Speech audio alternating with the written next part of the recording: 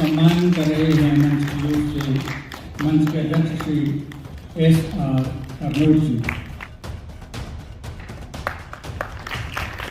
सभी जानते हैं डॉक्टर गंगाराम राज जी कथाकार उपन्यासकार हैं, सम्मानित हो रहे हैं मंच के अध्यक्ष श्री S.R. अर्नोट जी द्वारा। श्री गणेश जी भी आज के इस कार्यक्रम में विशेष रूप से साहित्यकार के तौर पे हमारे बीच में हैं। गणेश जी को आपने सुबह सुना है और काव्य पाठ भी हम इनसे सुने। विजय विशाल जी का सम्मान कर रहे हैं मंच के अध्यक्ष S.R. अर्नोट जी।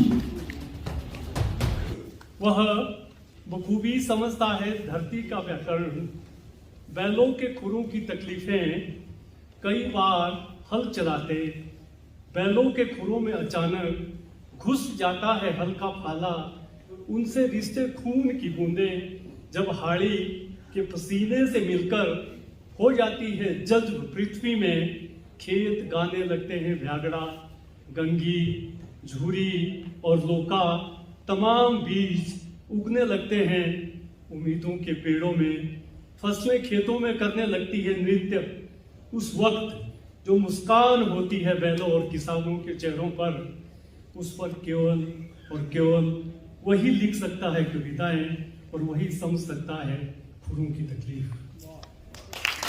उसने देखे हैं पगड़ी के अंदर आग के पंख, धवल दाढ़ी में बघाटी बांधपन, काले कोट के भीतर कविता और कानून के ठाठ, दोस्तों कवियों की चुप्पियां, कविता के लोकतंत्र पर राजा का हमला और रावलपिंडी की लोई में कविता का हमेशा के लिए गुम हो जाना।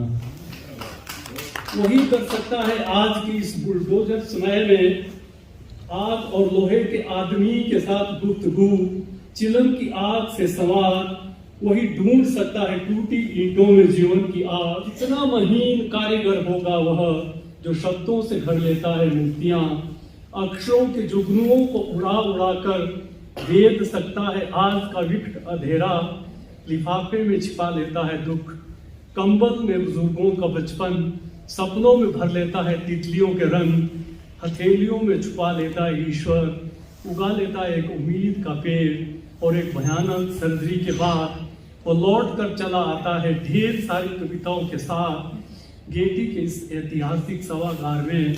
और ग्रेस गणेश जी का तो परिचय आप सभी जानते हैं फेसबुक से लेके, और इन्होंने विशेष कार्य किए हैं।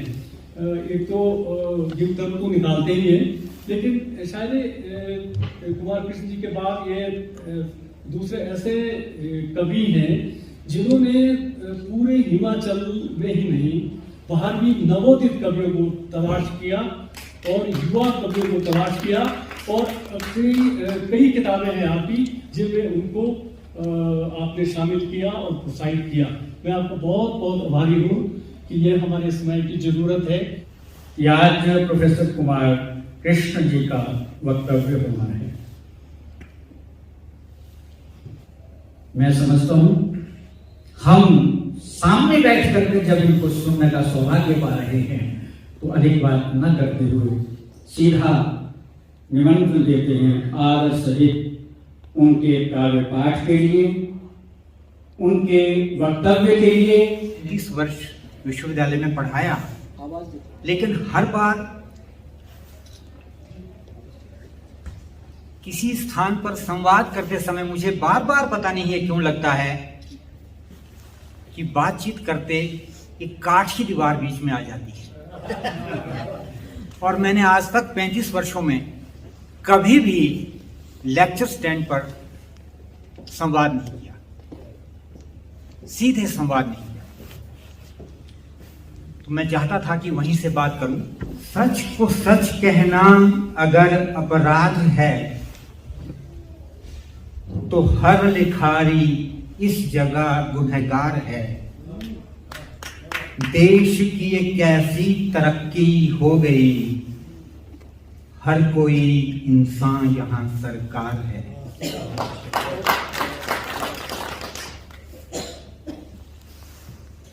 हिमालय साहित्य, संस्कृति एवं पर्यावरण मंच के अध्यक्ष, संयोजक, संस्थापक,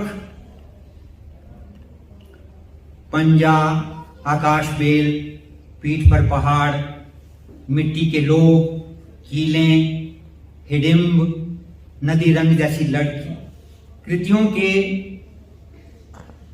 और हिंदी कहानी के बेहद महत्वपूर्ण और जरूरी कथाकार श्री एस.आर. हरनोट जी,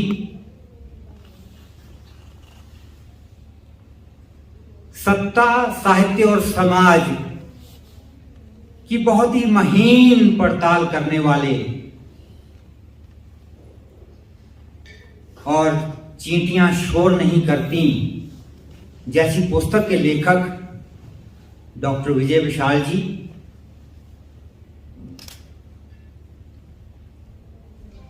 ऐतिहासिक उपन्यासकार और मैं कहूं कि पहाड़ के वृंदावन लाल, लगभग 300 से अधिक कहानियों के लेखक और 14 उपन्यासों के रचयिता आदरणीय डॉक्टर गंगाराम राजी जी, सृजनात्मक आलोचना को किस्सों और कहानियों के पंख देने वाले और उनको बिल्ली के नरम पांव पर चलाने वाले तथा समकालीन हिंदी कविता में अपनी प्रतिभा, विवेक और विजन के बल पर एक विशेष स्थान बनाने वाले मेरे प्रिय कवि श्री गणेश गनी जी,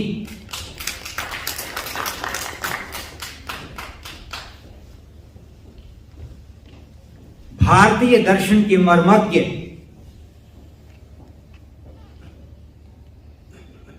हिमाचल कला साहित्य एवं संस्कृति अकादमी के सचिव आदरणीय डॉक्टर करम सिंह जी, आज से 55 वर्ष पूर्व जिन्होंने मुझे विलायती भाषा का व्याकरण सिखाया, परम श्रद्धेया डॉक्टर उषा बांदे जी,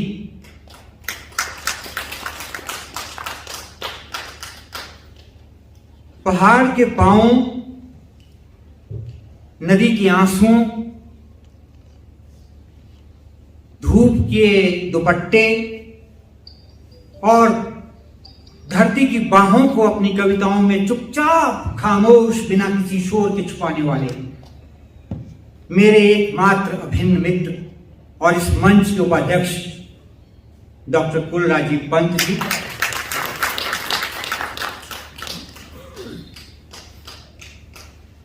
और यहां उपस्थित समस्त बौद्धिक वर्ग को मेरा सादर प्रणाम।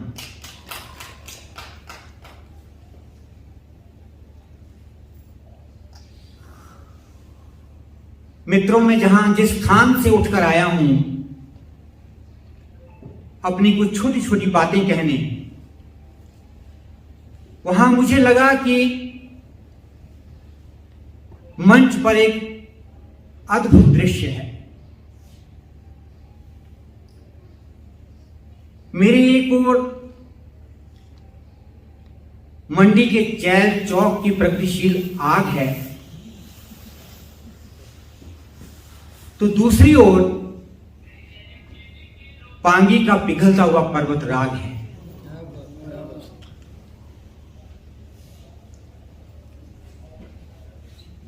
उसी के साथ ऐतिहासिक उपन्यासकार जैसा फिल्म मेकर है, तो दूसरी ओर जीवन संघर्ष से कहानियां बुनने वाला मैन मेकर है, और इन सबको एक सूत्र में बांधने वाला चंबा का वैदिक चिंतन है। ऐसे लम्हे को मैं भला कैसे भूल सकता हूं। इस क्षण का सौभाग्य प्रदान करने के लिए, इसे जीने के लिए जो मुझे आमंत्रित किया गया है, इसके लिए मैं अपने प्रिय कथाकार श्री एस.आर. हनोट जी का बहुत बहुत आभारी हूं।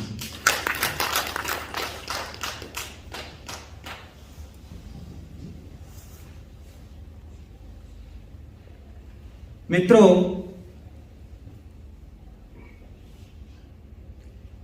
मैं जितनी गंभीरता से गणेश गनी को पढ़ता हूं, उतनी ही गंभीरता से अनुज लुगन को भी पढ़ता हूं। जितनी गंभीरता से अग्निशेखर, प्रेम रंजन अनिमेश, अच्युतानंद मिश्र को पढ़ता हूं, उतनी ही गंभीरता से विजय विशाल और कुलराजीव पंत को भी पढ़ता हूं। जितनी गंभीरता से मैं अनामिका, कात्यायनी, निर्मला गर्ग, सविता सिंह और सुधा गुप्ता को पढ़ता हूं, उतनी ही गंभीरता से मैं लकीरें नहीं बोलती है कि लेखिका भारती कुठियाला को भी पढ़ता हूं।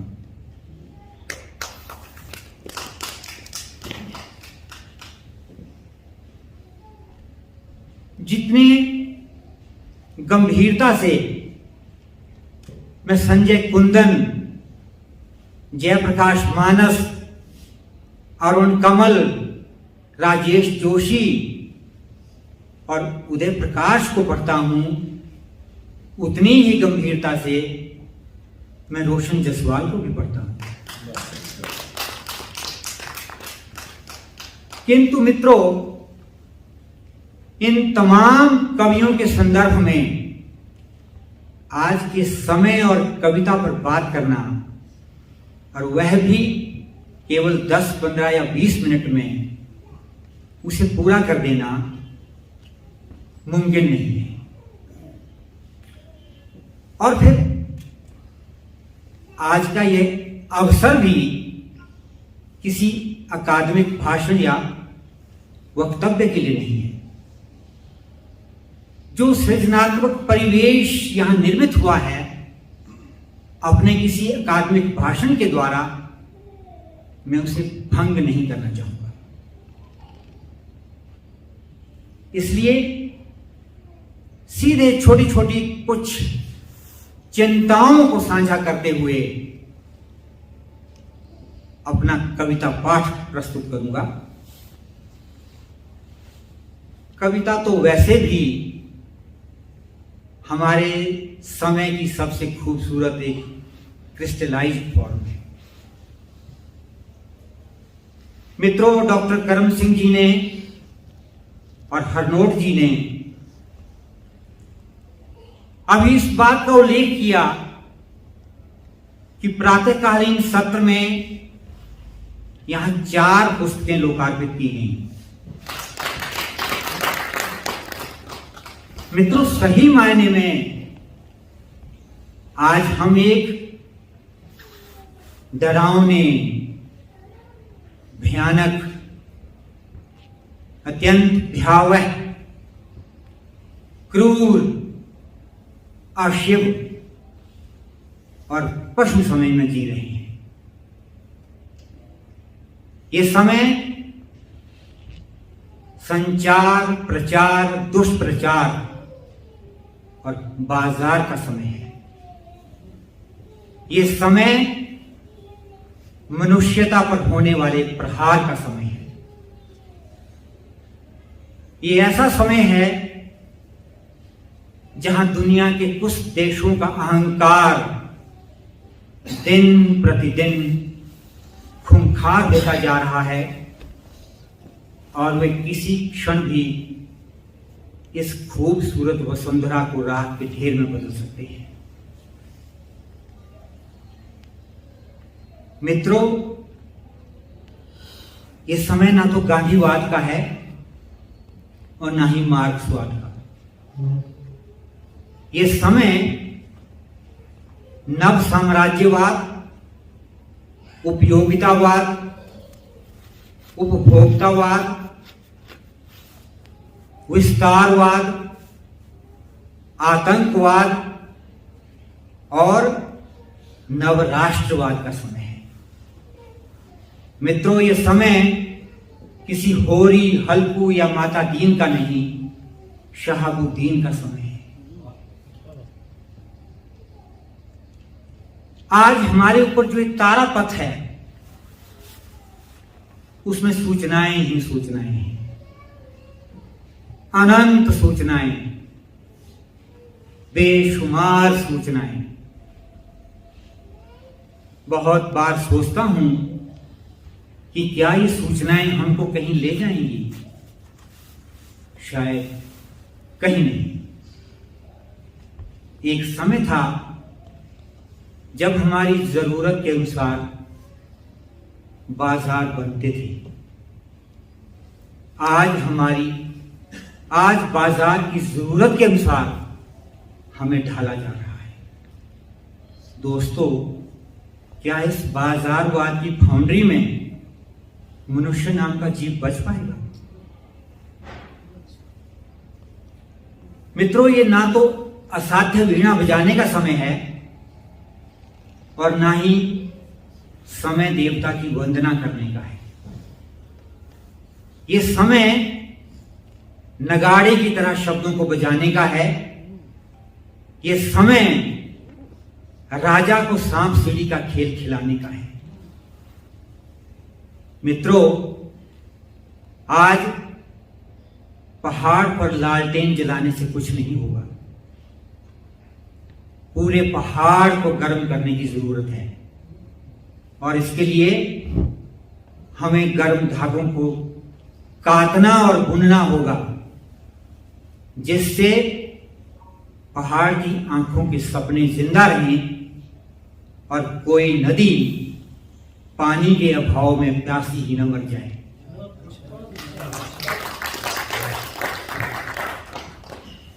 मित्रों, आजादी के इतने वर्षों बाद भी चांद का मुंह टेढ़ा ही है। यद्यपि इस भयानक समय में कुछ रचनाकार अपने अपने ढंग से उसे सीधा करने में प्रयास कर रहे हैं। दोस्तों, अनगिनत सपनों की दुनिया का नाम मनुष्य है और उसी मनुष्य का एक छोटा सा खूबसूरत घर बनता है। कविता की यात्रा मनुष्य से मनुष्यता की ओर चलने वाली एक अंतहीन यात्रा है। कविता की यात्रा एक सभ्यता, एक समाज की यात्रा है। कविता की इस यात्रा में मनुष्य अनेक घर बनाता है, लेकिन रुकता टिकता किसी में नहीं। कविता का घर बनाकर कवि उसके सभी दरवाजों की चाबी अपने पास नहीं रखता। पाठक और आलोचक आते हैं और अपने अपनी तरह से उन दरवाजों को खोलने का प्रयास करते हैं, किंतु मुख्य कक्ष अथवा गर्भगृह तक कोई ही पहुंच पाता है। मित्रों, कविता का घर कवि अकेले नहीं बनाता। इस घर को बनाने में उसका साथ देते हैं उसके सपने, उसका संघर्ष और उसकी चिर संचित अभिलाषाएं। और यहां आर्किटेक्ट का काम करती है, उसकी जीवन दृष्टि, उसका विजन, उसका विवेक। मित्रों, प्रेम और पीड़ा, संवेदना और सहानुभूति, अमर्ष और संघर्ष, राग और आग की ईंटों से बनता है कविता का घर।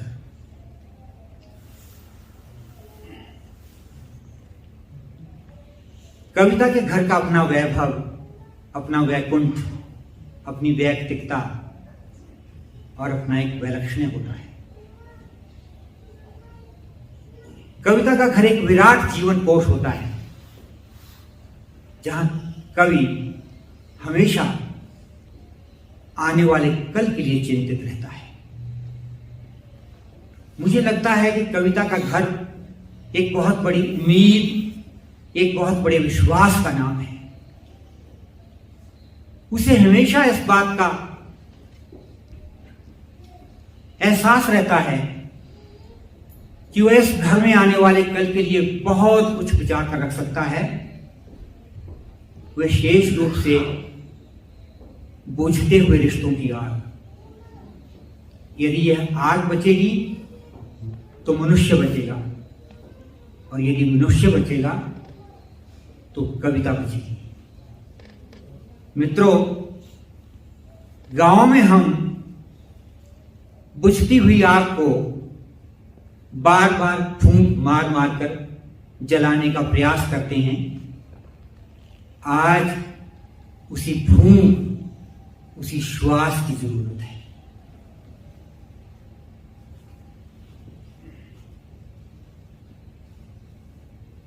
हर कवि की हसरत होती है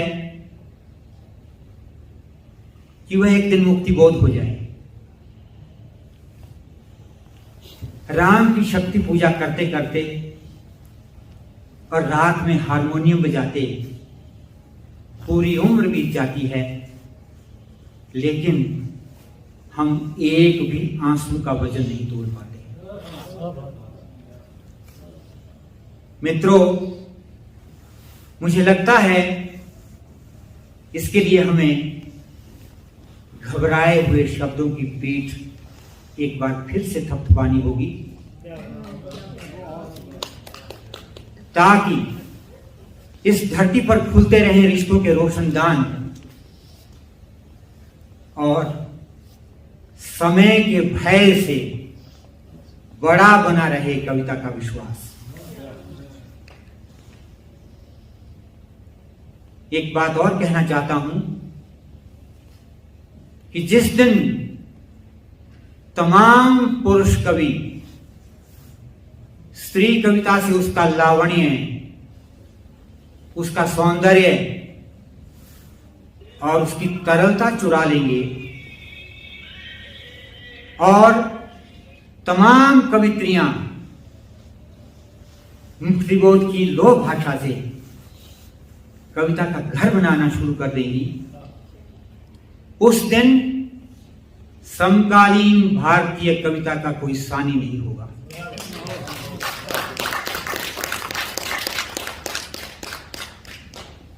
चलते चलते एक बात की ओर और इशारा कर दूं। मित्रों, इस डिजिटल दुनिया का सम्राट जानता है कि इस समय हम कहां हैं और क्या कर रहे हैं। इससे भी 10 कदम आगे चलकर वह आज यह भी जानता है कि हम क्या सोच रहे हैं। ऐसे भयानक समय में एक कवि, एक रचनाकार के सामने कितनी चुनौतियां हैं, उन चुनौतियों को उसे किस प्रकार से सामना करना है, यह बात उसे स्वयं तय करनी पड़ेगी। यह बात कहते हुए मुझे 40 वर्ष पहले लिखी अपनी एक कविता की कुछ पंक्तियां याद आ रही हैं, जहां मैंने लिखा था कि याद रहे यह वक्त कवि सम्मेलन का नहीं, खुद को जुलूस में शामिल करने का है। यह वक्त माचिस की तीलियों से दांत को रेतने का नहीं, पूरी ताकत के साथ जमीन खोदने का है।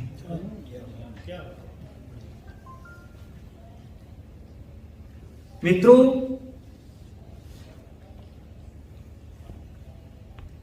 पिछले 50 वर्षों से लगातार कविताएं लिख रहा हूं। इन 50 वर्षों में मुझे भारत भूषण अग्रवाल, प्रभाकर माचुए, रघुवीर सहाय, केदारनाथ सिंह, त्रिलोचन, नागार्जुन, अज्ञे, लीलाधर जगूड़ी, विश्वनाथ प्रसाद तिवारी, नरेंद्र जैन, अरुण कमल, राजेश जोशी, उदय प्रकाश जैसे अनेकों कवियों के साथ न केवल कविता पाठ करने का अवसर मिला है, अपितु मैंने इन कवियों से बहुत कुछ सीखा भी है। लेकिन कविता की तमीज, कविता की तहजीब, कविता की तरकीब और कविता में तरमीम करनी मैंने जिस व्यक्ति से सीखी, उसमें पहला नाम है श्रीनिवास श्रीकांत और अंतिम नाम है श्रीनिवास श्रीकांत।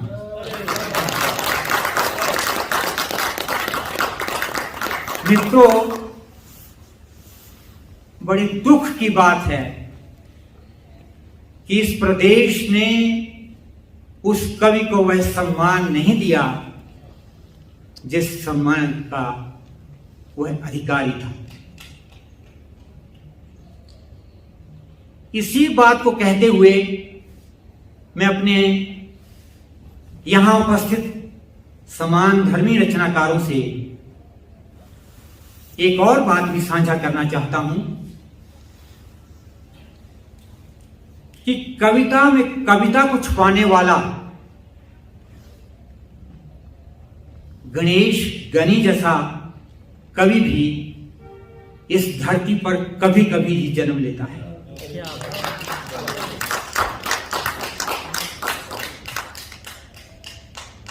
हम आज पहली बार रूबरू हुए हैं।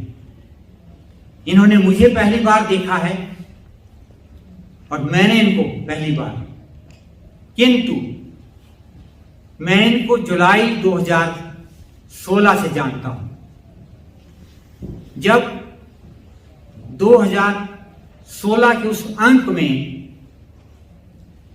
पहली बार मैंने इनकी पहल में प्रकाशित 4 कविताएं पढ़ी थी। मैंने एक बार नहीं उन कविताओं को बार बार पढ़ा और वैसे भी प्रत्येक गंभीर कविता बार बार पाठ मांगती है। उन कविताओं को पढ़ते समय मुझे लगा कि ये कौन है कवि, इसमें तो कोई बड़े कवि की ऊर्जा और एनर्जी विद्यमान है, मुझे इस कवि से संपर्क करना चाहिए। मित्रों, आज भी उस कविता की कुछ बातें मुझे याद हैं। उन कविताओं में एक जगह पर, एक स्थान पर कवि कुछ इस तरह की बात कर रहा था कि एक आदमी कुएं में दरिया को भर रहा है, एक आदमी चिंगारी को हवा दे रहा है, एक आदमी अपने दांतों से अपनी जीभ काट रहा है, क्योंकि बोलने का कोई मतलब नहीं। मित्रों, यह कविता आज के समय का भी बहुत बड़ा सच है।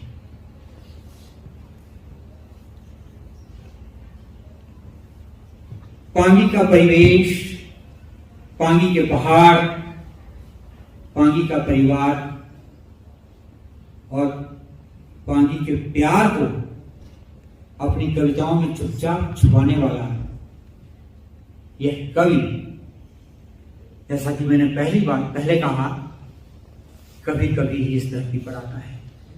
हम सभी को बार बार इस कवि की कविताओं का पाठ करना चाहिए।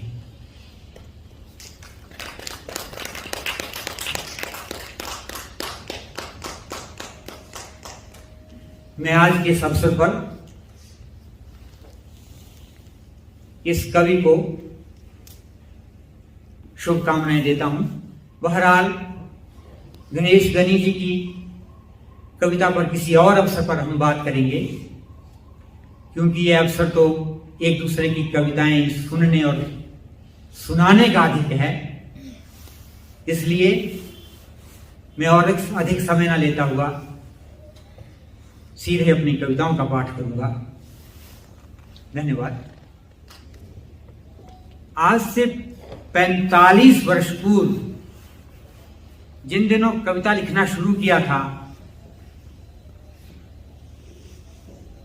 2-3 कविताएं उस समय की सुनाऊंगा आपको।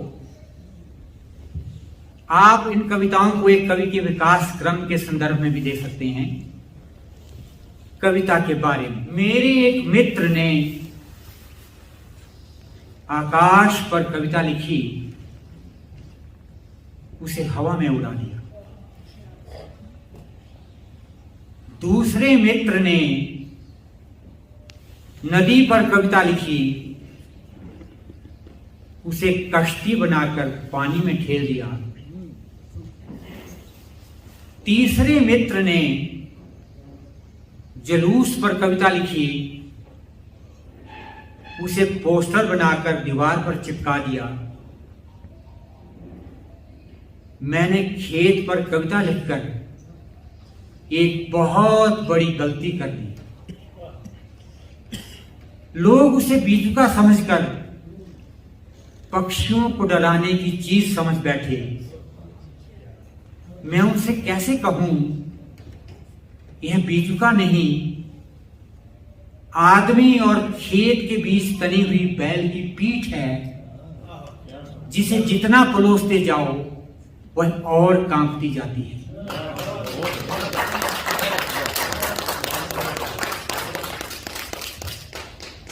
उसी समय की एक और कविता है, सन 80 के आसपास की, दर्जी। कपास के खेतों को कैंची से चीरता हुआ दर्जी हर वक्त दोनों हाथों की उंगलियों के बीच होता है। दर्जी पर बात करना आदमी और मवेशी के रिश्ते पर बात करना है। राजा और रंग दोनों के शरीर पर चढ़ा कपड़ा सुई के पास से जितनी बार गुजरता है वह थरथराता है उतनी ही बार। सुई जब भी होती है हरकत में, नए नए नाम से पहुंचता है कपड़ा खूंटियों तक। सुई की नोक कपड़े की तकलीफ में पूरी तरह शामिल है। दर्जी सुई और कपास दोनों के रोने की आवाज चुपचाप सुनता है। दर्जी कपड़ों की पीठ थपथपाता हुआ, सुई के मुंह में धागा ठूंसते हुए, आंखों में उतरे हुए मोतिये के बारे में सोचता है और धीरे धीरे मशीन चलाता है। मशीन चलाता हुआ दर्जी जवान बेटी के सामने होता है या सुई के पास वह हुक्के की आग से बतियाता हुआ टोपियों की नस्ल के बारे में सोचता है। दर्जी जानने लगा है टोपियां सिलने का मतलब पूरे गांव को गुमराह करना है। मशीन से दूर होते ही टोपी कपास की जगह कुर्सी पर बात करती है। टोपी दर्जी की नहीं, राजा की भाषा बोलती है। दर्जी टोपियों की हरकतों के बारे में सोचता हुआ सामने खड़े सिर को नापता है और चश्मे के शीशे साफ करता हुआ मशीन का पहिया घुमाता है। दर्जी आते जाते लोगों से बतियाता है। तुम कपास चुनते हुए लोगों के पास जाओ और उनसे कहो दर्जी तुम्हारे लिए झंडे सिलेंगे। तुम कपास चुनते हुए लोगों के पास जाओ और उनसे कहो दर्जी तुम्हारे लिए झंडे सिलेगा। झंडा कपास का कांपता हुआ सबसे खतरनाक रूप है। राजा जब भी झंडे को नजाकत से फहराता है, ऐन उसी वक्त तुम अपनी मजबूत हथेलियों से तालियां बजाना आरंभ करते हो। कपास से झंडे तक फैली तकलीफ मिल से होकर दर्जी तक पहुंचती है। दर्जी बारी बारी लोगों को अपनी उंगलियों से नापता है और धीरे धीरे मशीन चलाने लगता है। उसी समय की एक कविता है, मैं पूरी कविता नहीं प्रस्तुत कर रहा, उस कविता के कुछ अंश प्रस्तुत कर रहा हूं। सीढ़ियों का शहर शिमला नाम से कविता है। उसके बीच में एक जगह कुछ पंक्तियां आती हैं। यहां ठंड में सिकुड़ा आदमी कंबल के पास होता है या आग के पास। तुम जिस पेड़ की तस्वीर उतारते हो वह उसी के सूखने का इंतजार करता है। तुम जिस पेड़ की तस्वीर उतारते हो वो उसी के सूखने का इंतजार करता है। तुम जितनी बार यहां आते हो एक बार हमेशा भूल जाते हो। तुम जिस पेड़ के तिनके को मुंह में दबाकर अपने सड़े हुए दांत कुरेदते हो वही पेड़ एक आदमी का घर है जो घोड़े पर चढ़ने से पहले तुम्हारे जूते साफ करता है और तुम शहर नापने की तैयारी में सिर्फ जूतों की चमक देखते हो। एक और उसी समय की एक लंबी कविता है, वो नहीं प्रस्तुत कर रहा, बैल को लेकर कविता है। उसी में एक जगह मैंने लिखा है, बैल कितनी तकलीफ के बाद बनता है जूता। जूता बैल की मुशक्कत की अंतिम इच्छा है। बैल कितनी तकलीफ के बाद बनता है जूता।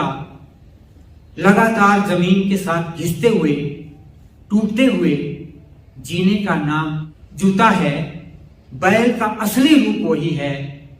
जूता बैल की मुशक्कत की अंतिम इच्छा है। थोड़ा आगे चलकर कविता में परिवर्तन हुआ। मैंने कविता लिखी, इसका रचना काल 1990 का है। विद्यारंभ। विद्यारंभ वाले दिन पंडित जी ने मुझे पढ़ाया, अ से अनार, आ से आम। 30 वर्ष बीत जाने पर भी मैं नहीं जान सका इन दोनों फलों का स्वाद। मेरा बच्चा इन्हीं फलों के रटते हुए नाम आज लौटा है घर। सोचता हूं कब खत्म होगी मेरे देश में फलों को रटने की परंपरा। कब विद्यारंभ वाले दिन बच्चे पढ़ेंगे अ से अम्मा, अ से अनाज, आ से आटा, आ से आग।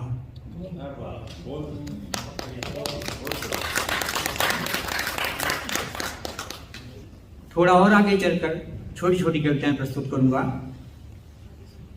शब्द। वे शब्द जो मुझे मेरे दादा से मिले, उनमें से कुछ सुरक्षित हैं आज भी मेरे पास।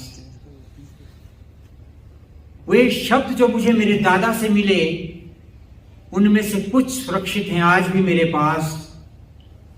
वे शब्द जो मुझे मेरी मां से मिले, मैं भूल चुका हूं सब के सब।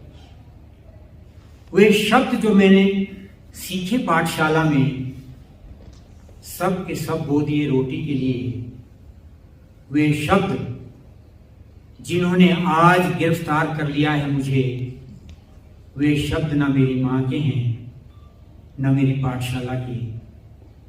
मैं डरता हूं जिनसे बार बार, मेरा बच्चा खेल रहा है आज उनसे लगातार।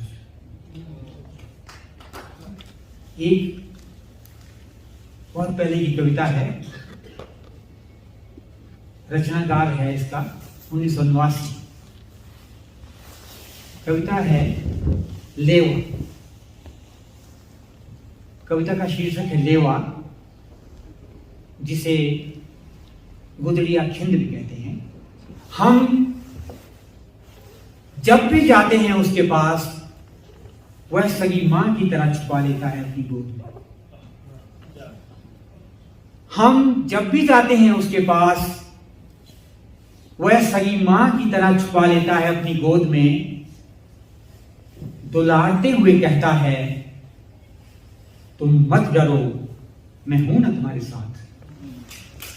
दुलारते हुए कहता है, तुम मत डरो, मैं हूं ना तुम्हारे साथ।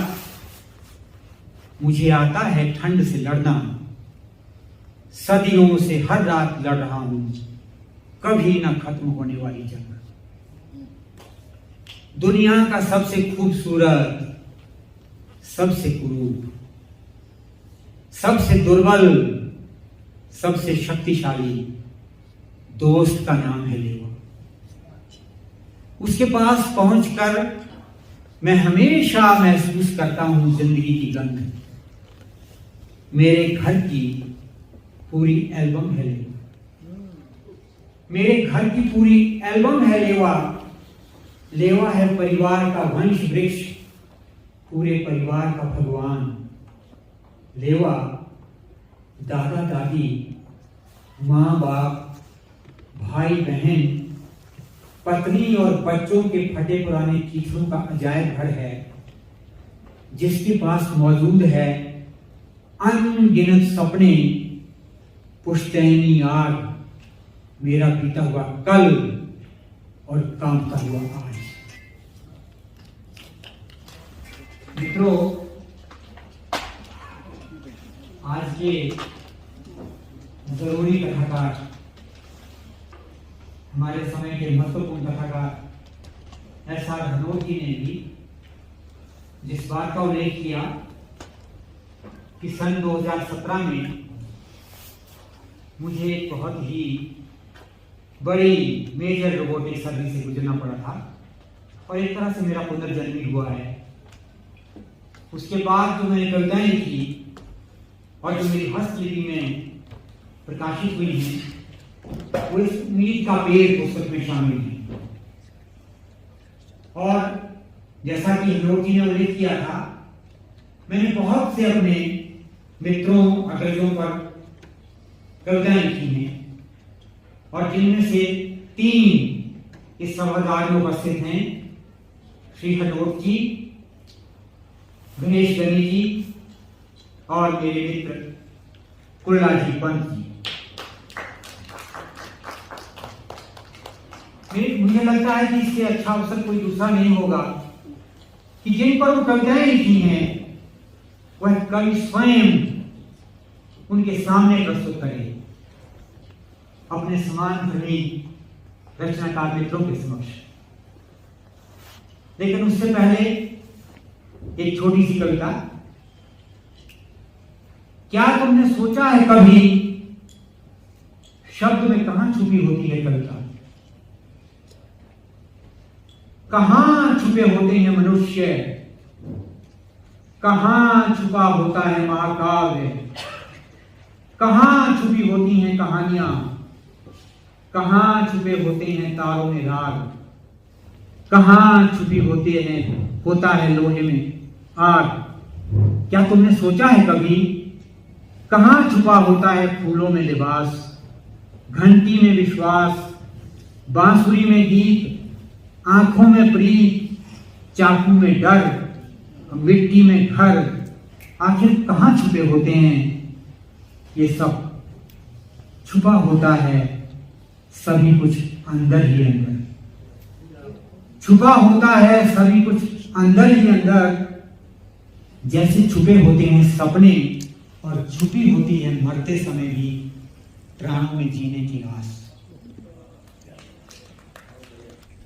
जो कवि आज हमारे बीच में उपस्थित है और जो मंच पर विराजमान है, गणेश गणी जी, उन पर जो कविता लिखी थी, आप देखिए कि एक व्यक्ति दूसरे को नहीं जानता, केवल कविताओं के माध्यम से जानता है वो क्या सोचता है।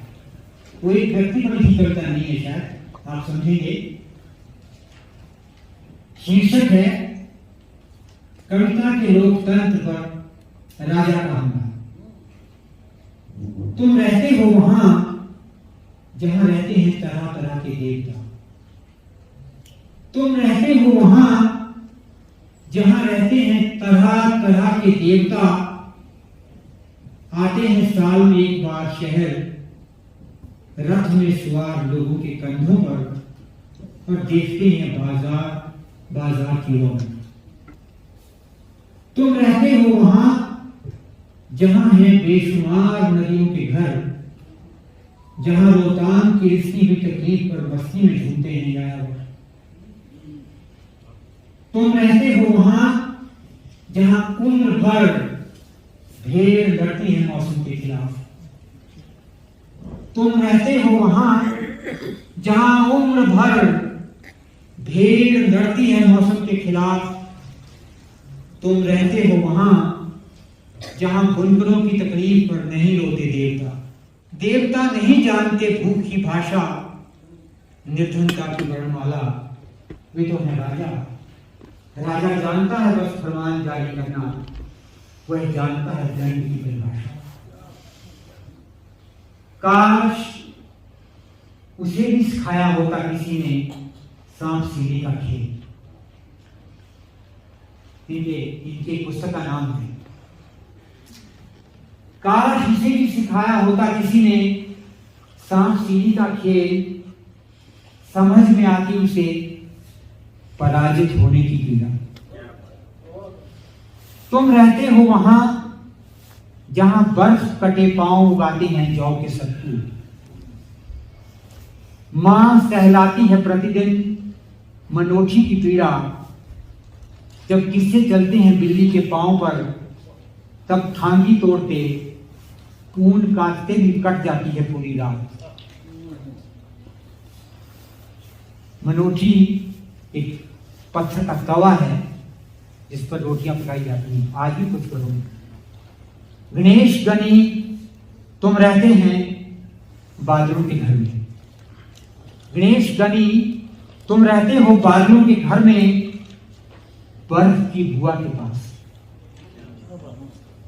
तुम सीख कर आए हो मां के गर्भ से मौसम के खिलाफ लड़ना। मुझे पूरा यकीन है तुम सिखा सकते हो राजा को सांप सीढ़ी का खेल। मुझे पूरा यकीन है तुम सिखा सकते हो राजा को सांप सीढ़ी का खेल। तुमने सीखा है बचपन से बिना पुल के नदी पार करना, और कर चुके हो पार अब तक कई नदियां। तुम्हारी कविता में सुनाती है नदियां तरह तरह के किस्से, गुनगुनाती है धरती का गीत। नदियां पृथ्वी की पाठशाला हैं, नदियां हैं जीवन का राग। सूख रही हैं नदियां धीरे धीरे, सूख रहा है जीवन और सूख रही है कविता। तुम जानते हो किस्सों को पट्टू में छुपाने की कला। तुम जानते हो किस्सों को पट्टू में छुपाने की कला, और जानते हो कागज के जहाज उड़ाना। तुम जानते हो शब्दों की भाषा की मरम्मत करना। सच कहूं, तुम कविता की कारीगर हो। सोचो मेरे दोस्त, थोड़ा ध्यान से सोचो राजा को सांप सीढ़ी का खेल खिलाने के बारे में। सोचो कि कविता की पाठशाला खुलने का समय आ गया है। सोचो कि कविता की पाठशाला खुलने का समय हो गया है। सोचो देवताओं के फरमान के बारे में कि चांद पर घर बनाने का समय आ गया है। चलो चले मौलाना की थोड़ी सी आग लेकर, चलो चले मौलाना की थोड़ी सी आग देकर, तो बसाएं कविता का नया लोकतंत्र।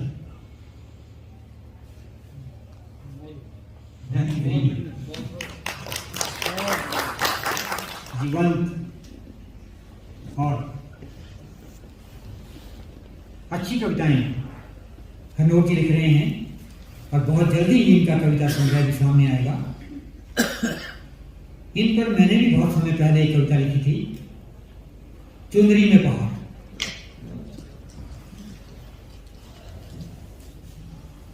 तुम चुनरी में बांध कर ले आए शहर में अम्मा के सत्तू, तुम चुनरी में बांध कर ले आए शहर में अम्मा के सत्तू, और ले आए भुनी मक्की के दाने, राजधानी की सड़कों पर चलाने लगे कलम का हल।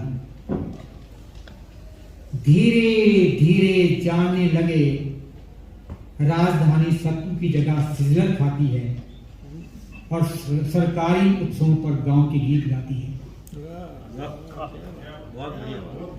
मैं जब भी सोचता हूं तुम्हारे बारे में, सोचता हूं अभी एक सदी और बीत जाएगी पीठ पर पहाड़ ढोते हुए। मैं जब भी सोचता हूं तुम्हारे बारे में, सोचता हूं अभी एक सदी और बीत जाएगी पीठ पर पहाड़ ढोने में। तुम लाख कोशिश करो उसे बचाने की, एक दिन पूरी तरह गिर जाएगा मीटिंग ब्लॉक। आते रहेंगे जयप्रकाश बार बार पहाड़ पर और बिकते रहेंगे गांव के गांव। आते रहेंगे जयप्रकाश पहाड़ पर और बिकते रहेंगे गांव के गांव। बिक जाएंगी नदियां, बिक जाएंगे पहाड़, इंद्रप्रस्थ की कुल्हाड़ियां कर देंगी कत्ल। तुम्हारे पहाड़, तुम्हारे जंगल कहीं नजर नहीं आएगा तुम्हारा लाल होता दरख्त। कहीं नजर नहीं आएगा तुम्हारा लाल होता दरख्त। आखिर कब तक पाल पाएगी अपना परिवार, चाय बेचकर भागो देवी। आखिर कब तक पाल पाएगी चाय बेचकर अपना परिवार।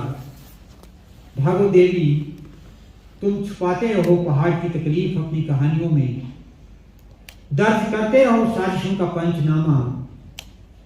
लुटियन की दिल्ली में सजते रहेंगे आदिवासियों के मेले, जो नहीं आए कभी पहाड़ पर और नहीं जानते पहाड़ का दर्द, जो नहीं जानते दाड़गी से चुनाव की चढ़ाई में कितनी बार पढ़ता रहा Bhagat Ram, myth of Sisyphus, Janakpuri के वही लोग लिखते रहेंगे पहाड़ की कहानी। बहुत बढ़िया, बहुत बढ़िया, बहुत ही अच्छा। आज्ञा हो तो अपने मित्र पर लिखी कविता, पंत जी पर लिखी कविता भी सुना दूं। देखिए जरा, इन पर लिखी कविता का शीर्षक है घंटी वाला ईश्वर।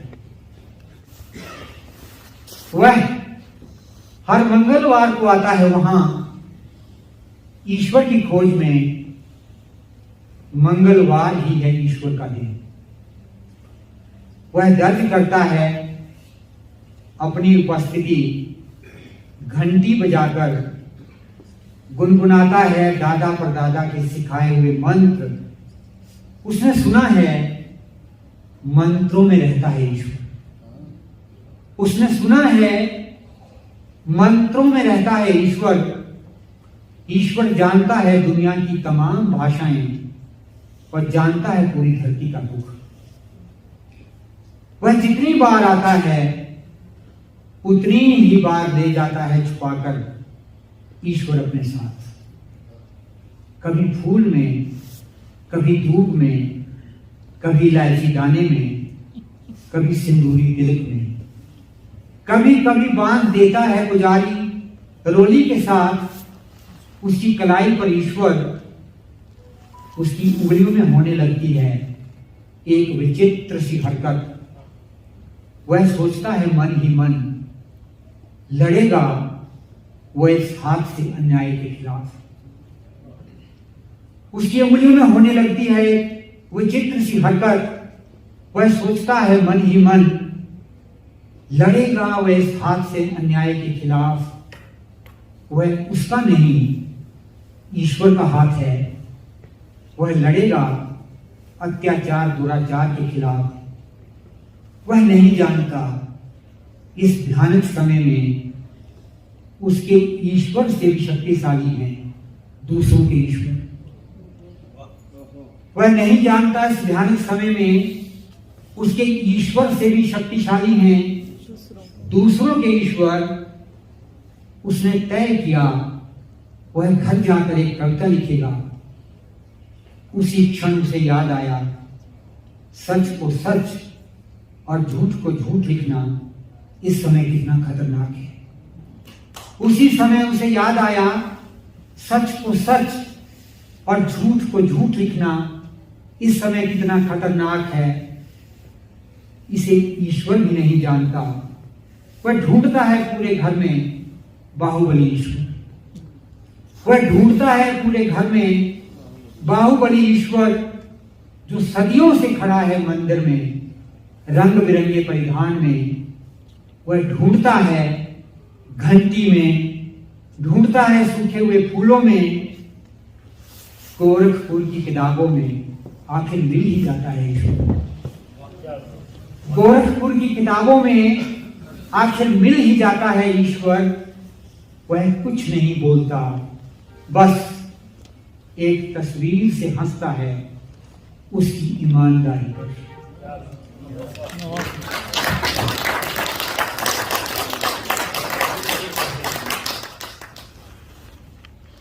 कि मैं यह पुस्तक स्वयं लोकार्पित करूं, एक मित्र को भेंट करूं।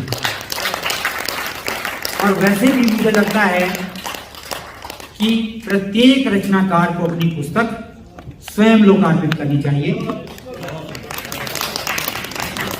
इसकी 2 कविताएं प्रस्तुत करने के बाद मैं इस पुस्तक को अपने अभिन्न मित्र डॉक्टर कुलराजी पंत को प्रस्तुत करूंगा।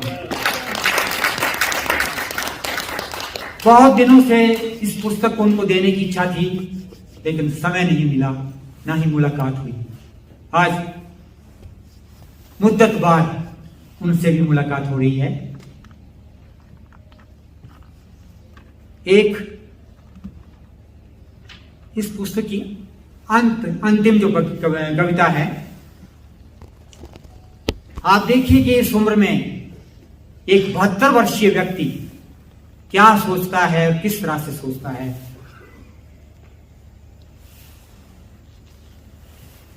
क्यों होता है ऐसा? बचपन में मां बाप से डरते हैं बच्चे, क्यों होता है ऐसा? आगे चलकर बच्चों से डरने लगते हैं मां बाप, क्यों होता है ऐसा?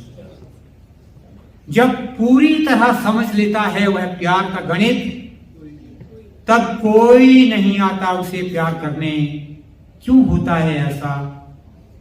जब लिखना चाहता है वह जीवन कोश, तब नहीं बचा होता उसके पास जीवन। वह पहनना चाहता है गरम नरम जूते, उसके पास तब नहीं होते अपने पांव। वह पूरी उम्र सींचता है रिश्तों के पेड़, फिर क्यों ढूंढता है सूखी दीवारों पर रिश्तों की खुशबू? वह नहीं समझ पाया आज तक उसके स्वाभिमान पर क्यों हंसती हैं बार बार दीवार पर टंगी तस्वीरें। पूरी उम्र बीत जाती है चांद की इबादत तारा टूटने के इंतजार में। पूरी उम्र बीत जाती है चांद की इबादत तारा टूटने के इंतजार में। एक भी सपना नहीं सीख पाता अपने पैरों पर चलना इस धरती पर। क्यों होता है ऐसा, धीरे धीरे पी जाता है घड़ा अपना ही पानी। क्यों होता है ऐसा, धीरे धीरे पी जाता है घड़ा अपना ही पानी। एक दिन हो जाता है खाली पूरी तरह, वह जीता है इस भ्रम में। एक दिन आएगी नदी, भर देगी उसका खालीपन। घड़ा भूल जाता है बहुत बड़ा सच, आखिर उसे ही जाना होगा नदी के पास। घड़ा भूल जाता है बहुत बड़ा सच, आखिर उसे ही जाना होगा नदी के पास। लौटना नहीं जानती नदियां, नदियों के नहीं होते अपने घर। गुस्से में तोड़ती, प्यार में जोड़ती हैं बेशुमार घर। खत्म होता जा रहा है नदी और घड़े का सदियों पुराना रिश्ता। एक दिन नहीं रहेगा वह इस धरती पर।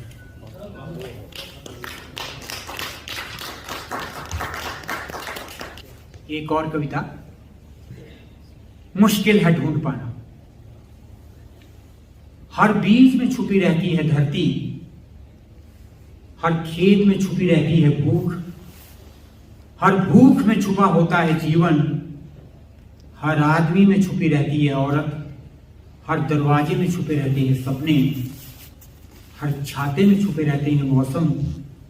उसी तरह हर शब्द में छुपी रहती है कविता, हर घंटी में छुपा रहता है विश्वास, हर आंदोलन में छुपी रहती है उम्मीद, हर शख्स में छुपी होती है आग, हर लोहे में छुपा रहता है राग, हर बुढ़ापे में छुपा रहता है बचपन, हर बांसुरी में छुपा रहता है संगीत। उसी तरह हर जीवन में छुपी रहती है मृत्यु। दोस्तों क्या तुम जानते हो, दोस्तों क्या तुम जानते हो, बया जिस घोंसले में बसाती है परिवार, लौट कर नहीं आती वहां फिर कभी। बस लटका रह जाता है किसी पेड़ पर उसका खूबसूरत घर। कोई नहीं जानता चली जाती है वह कहां। बया बनाती है हर बार एक नया घर इस धरती पर।